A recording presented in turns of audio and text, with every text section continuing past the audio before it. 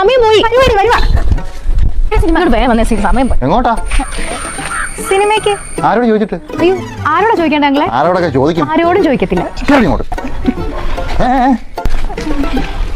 ഓരോന്ന് ഇറങ്ങിക്കോളും രാവിലെ കുറ്റിയും പുറത്തുണ്ട്.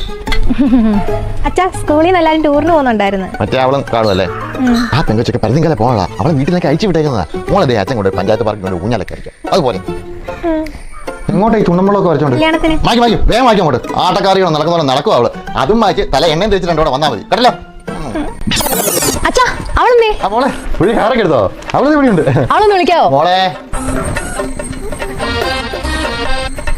ഇതെന്നാണ് ഞാൻ പിന്നെ പെണ്ണ് കാണാൻ വന്ന് നിൽക്കുവാണോ?